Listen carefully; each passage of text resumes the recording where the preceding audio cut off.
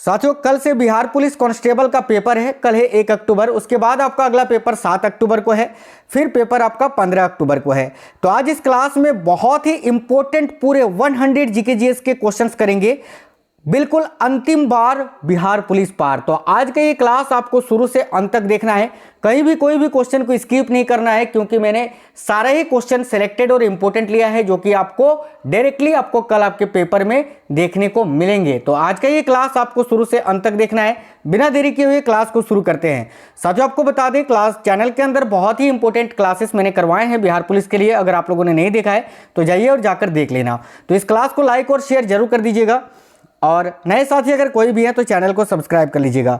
देखते हैं questions. Class का पहला क्वेश्चन है, चंद्रगुप्त विक्रमदायित्य के दरबार में नवरत्नों में सबसे अधिक प्रसिद्ध कौन था? देखिए, चंद्रगुप्त विक्रमदायित्य यानी चंद्रगुप्त द्वितीय के दरबार में जो नवरत्न थे उनमें से सबसे अधिक प्रसिद्ध कौन थे? तो देखिए करेक्ट है ऑप्शन नंबर ए, कालिदास।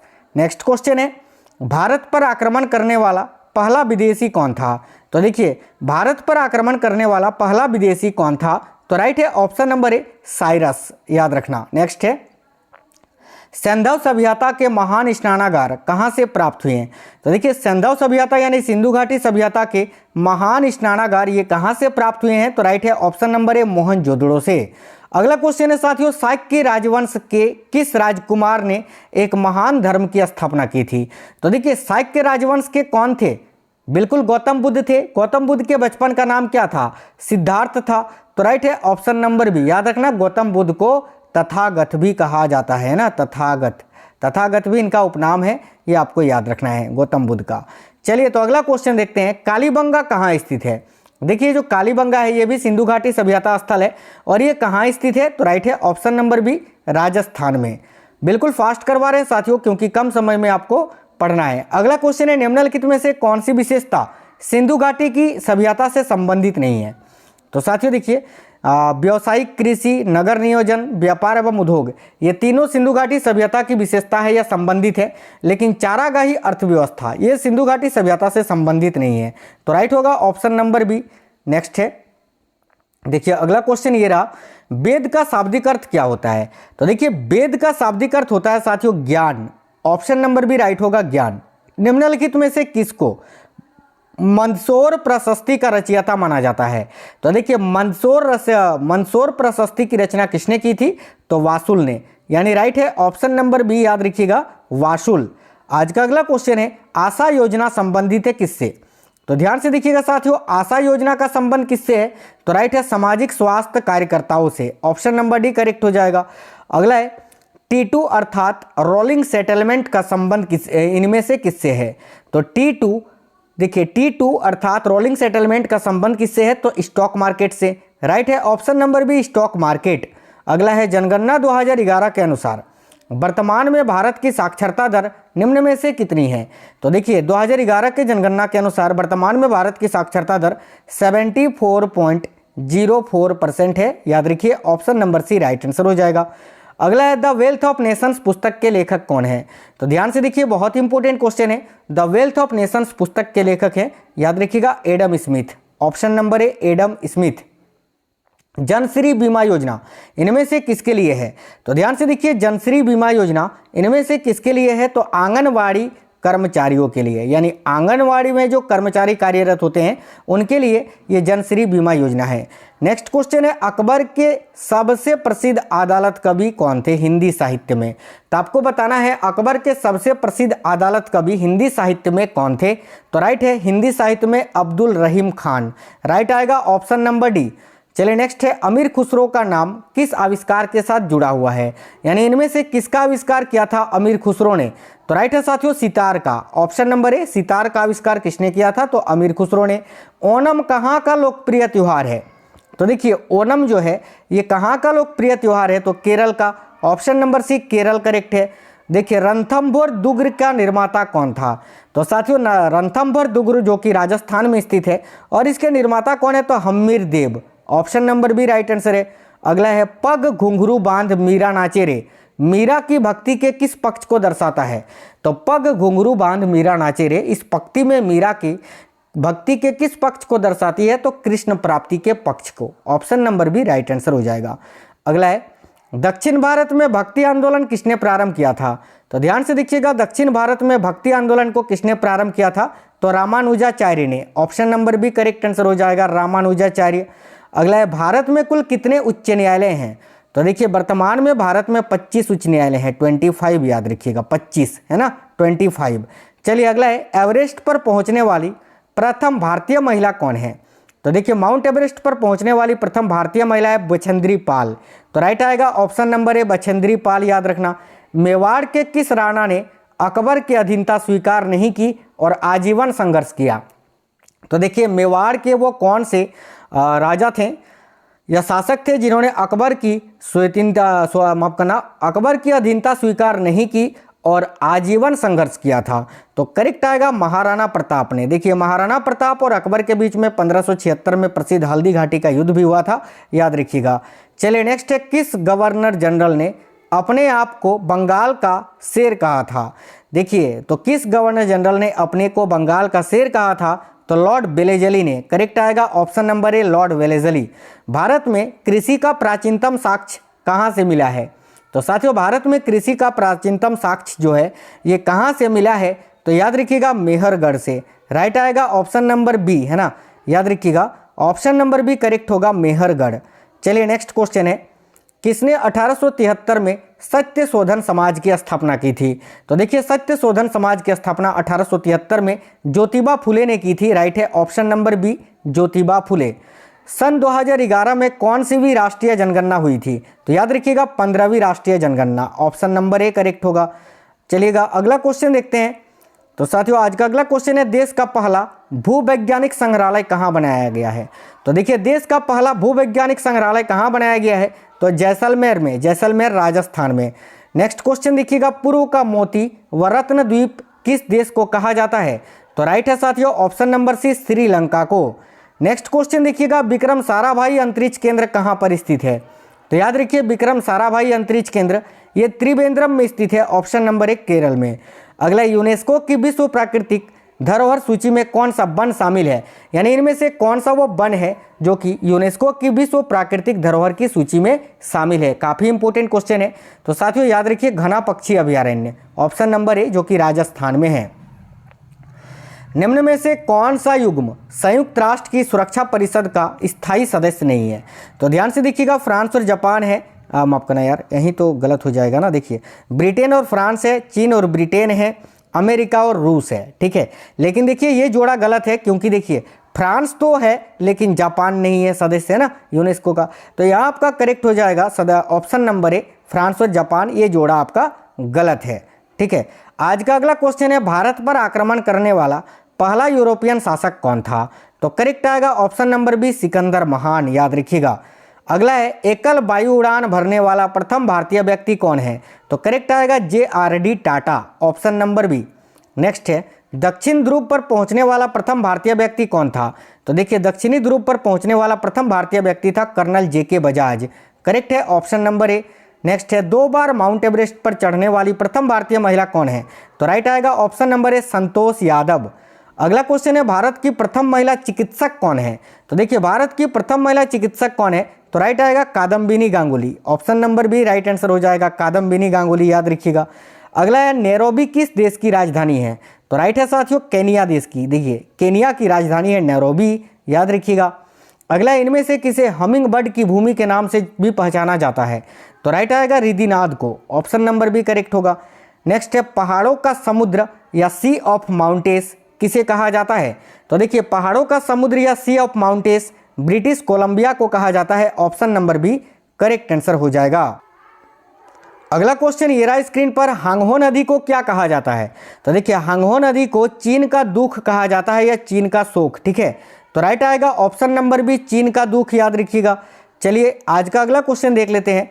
तो साथियों नेक्स्ट क्वेश्चन ये रहा स्क्रीन पर, भारत का पहला परमाणु रिएक्टर कहां पर स्थापित किया गया?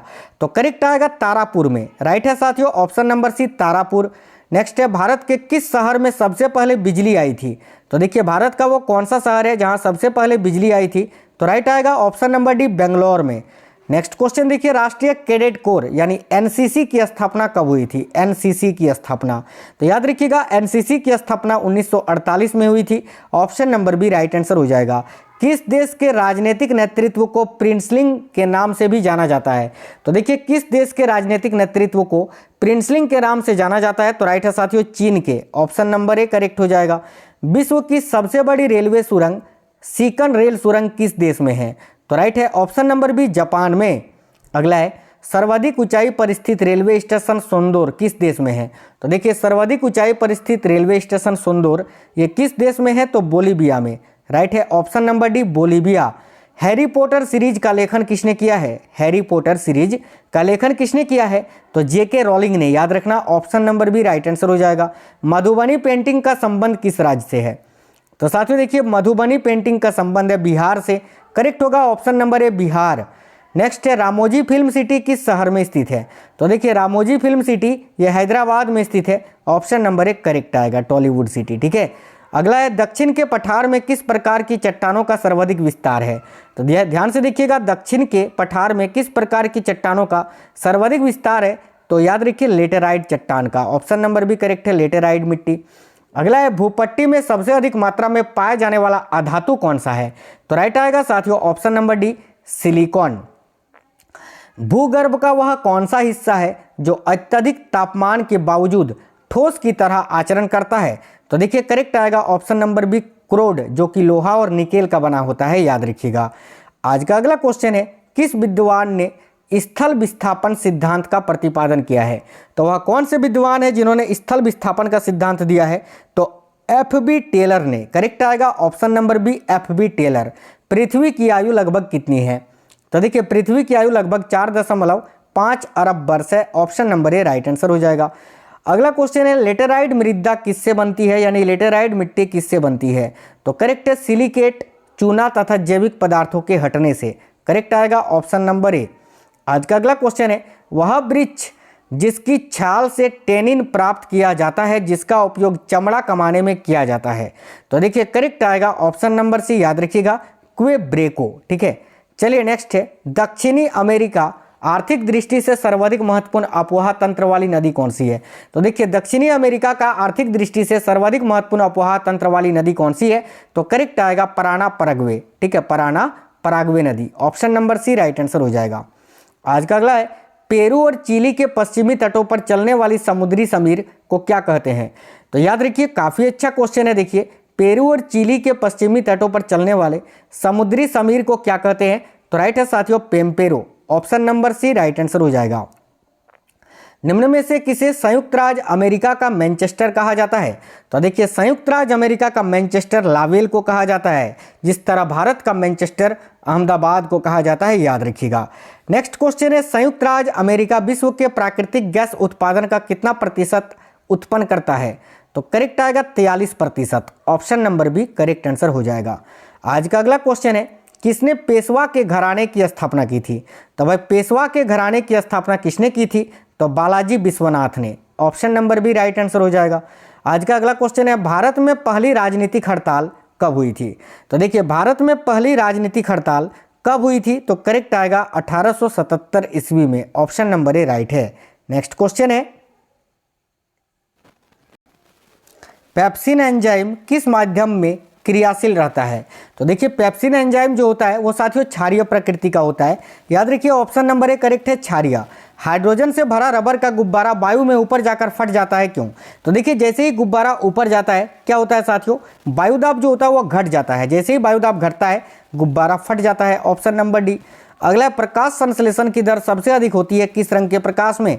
तो देखिए प्रकाश संश्लेषण की दर सबसे अधिक होती है लाल रंग के प्रकाश में। ऑप्शन नंबर डी लाल रंग के। पेनिसिलिन की खोज किसने की थी? तो साथियों देखिएगा पेनिसिलिन की खोज की थी अलेक्जेंडर फ्लेमिंग ने। ऑप्शन नंबर सी करेक्ट होगा अलेक्जेंडर फ्लेमिंग। नेक्स्ट है किसी वस्तु का ताप किसका सूचक होता है?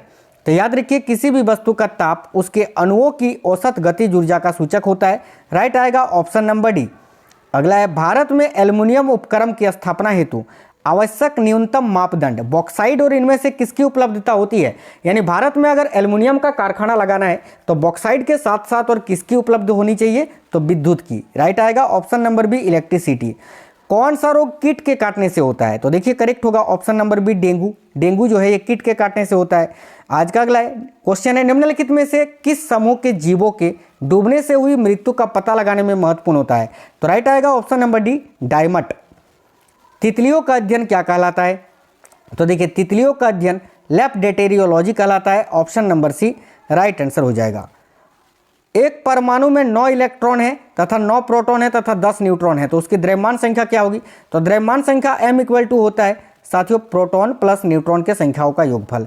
यहाँ प्रोटॉन देखिए 9 दिया हुआ है और न्यूट्रॉन देखिए यहाँ 10 दिया हुआ है, तो दोनों को जोड़ देंगे तो 19 हो जाएगा आपका m = द्रव्यमान संख्या। तो राइट होगा ऑप्शन नंबर डी, 19। चलिए नेक्स्ट है, सोते समय रक्तदाब में क्या परिवर्तन होता है? तो देखिए जब इंसान सोता है तो रक्तदाब जो होता है वो घटता है साथियों। ऑप्शन नंबर बी करेक्ट होगा, घट जाता है। मेंडल ने आनुवांशिकी के नियम कौन से पौधे पर अनुसंधान करके दिए थे? तो राइट आएगा ऑप्शन नंबर ए, मटर के पौधे पर। एसआई पद्धति में लेंस की शक्ति की इकाई क्या है? तो देखिए एसआई पद्धति में लेंस की शक्ति का मात्रक क्या होता है? तो dioptre. Option number B correct होगा। पीतल मिश्र धातु है किसका? तो देखिए पीतल किसका मिश्र धातु होता है? तो तांबा एवं जस्ता का। ऑप्शन नंबर सी करेक्ट होगा, तांबा एवं जस्ता। चटका हुआ कांच चमकीला प्रतीत होता है किसके कारण?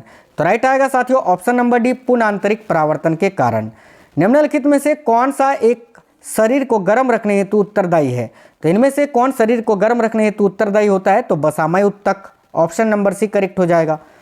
माइक्रोसॉफ्ट कंपनी के संस्थापक कौन है? तो इस क्वेश्चन का राइट होगा ऑप्शन नंबर सी, 1 को 2 दोनों। देखिए बिल गेट्स संस्थापक हैं और पॉल एलन सह संस्थापक है, तो दोनों ऑप्शन में दिया है तो दोनों राइट होगा, ऑप्शन नंबर सी।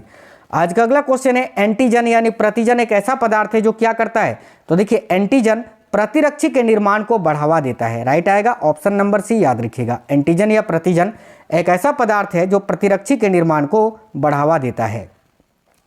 ऐसे दो तत्व जिसमें इलेक्ट्रॉनों की संख्या भिन्न भिन्न हो परंतु जिसकी द्रव्यमान संख्या समान हो, उसको क्या कहते हैं?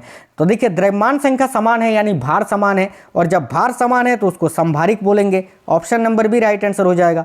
ठीक है, आज का अगला क्वेश्चन देखते हैं, चींटी या मधुमक्खी के काटने पर उसके डंक में निम्न में से कौन सा द्रव्य पाया जाता है? तो राइट होगा ऑप्शन नंबर ए, फार्मिक अम्ल। चलिएगा अगला क्वेश्चन देखिएगा, एमएस वर्ड प्रयोग किया जाता है किसके लिए? तो साथियों एमएस वर्ड का प्रयोग क्यों करते हैं? तो पद्यांश डाटा संशोधन हेतु। Option number B right answer हो जाएगा। अगला, वह वैज्ञानिक जिसने परमाणु सिद्धांत की खोज की थी? तो राइट आएगा option number C, John Dalton ने। अगला, कीड़ों तथा हानि पहुंचाने वाले तत्वों को घरों से दूर भगाने के लिए किसको प्रयोग में लाया जाता है?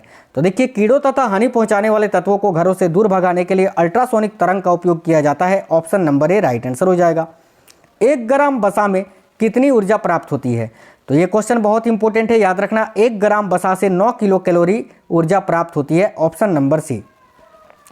पैराफिन किसका उप उत्पादक है? तो साथियों देखिए पैराफिन जो है ये पेट्रोलियम परिशोधन का उप उत्पादक है। ऑप्शन नंबर ए राइट आंसर होगा। निम्न में से किस वंश में विषम बीजाणुता पाई जाती है? तो भाई विषम बीजाणुता किस में पाई जाती है? तो साथियों मार्सिलिया में, मार्सिलिया वंश में। Option number B.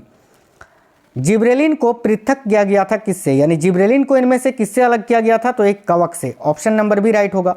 अगला, एनिलीन के शुद्धिकरण के लिए किस विधि का उपयोग होता है? तो करेक्ट होगा साथियों ऑप्शन नंबर ए, भाप श्रवण विधि का।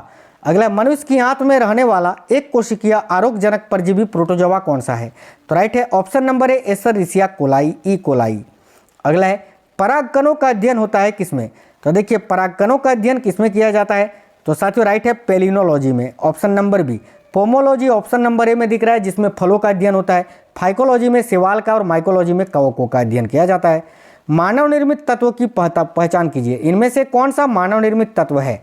तो देखिए राइट होगा ऑप्शन नंबर सी, कैलिफोर्नियम। शीशे के संचयन वाले सेल में किस अम्ल का प्रयोग होता है? तो शीशे के संचयन वाले सेल में किस अम्ल का प्रयोग होता है? साथियों सल्फ्यूरिक अम्ल का, याद रखना H2SO4 का। आज का अगला क्वेश्चन देखते हैं, दोषयुक्त ब्रिक वाले व्यक्तियों के लिए अपोहन का उपयोग किया जाता है। इसमें निहित प्रक्रम क्या होता है? देखिए जिसकी किडनी की समस्या होती है उसको डायलिसिस करवाना पड़ता है, उसमें निहित प्रक्रम को क्या बोलते हैं? तो परासरण। Option number B correct answer हो जाएगा, याद रखिए। वह उत्तक जो द्वितीयक वृद्धि के लिए उत्तरदायी है, तो वह उत्तक कौन सा है जो कि द्वितीयक वृद्धि के लिए उत्तरदायी है? याद रखिएगा cambium. Option number C right होगा। अगला है, विश्व में सर्वाधिक कंप्यूटरों वाला देश कौन सा है? यानी सबसे अधिक कंप्यूटर किस देश के पास है? तो राइट है ऑप्शन नंबर सी, संयुक्त राज्य अमेरिका के पास। अंतिम क्वेश्चन है, ऑन्कोलॉजी में किसका अध्ययन किया जाता है? तो याद रखिएगा, ऑन्कोलॉजी में साथियों कैंसर का अध्ययन होता है, ऑप्शन नंबर बी। तो आज का क्लास आपको कैसा लगा है जरूर कमेंट बॉक्स में बताना। जिनका भी पेपर है कल, बिल्कुल ऑल द बेस्ट सभी को, अच्छे से पेपर कर आना। क्लास को एक लाइक और शेयर जरूर कर दीजिएगा, अपने सभी दोस्तों तक पहुंचा दीजिएगा। नए साथी कोई भी हैं सब्सक्राइब करके बेल आइकन को ऑन कर लेना। मिलते हैं आपसे नेक्स्ट क्लास में, तब तक के लिए जय हिंद, वंदे मातरम।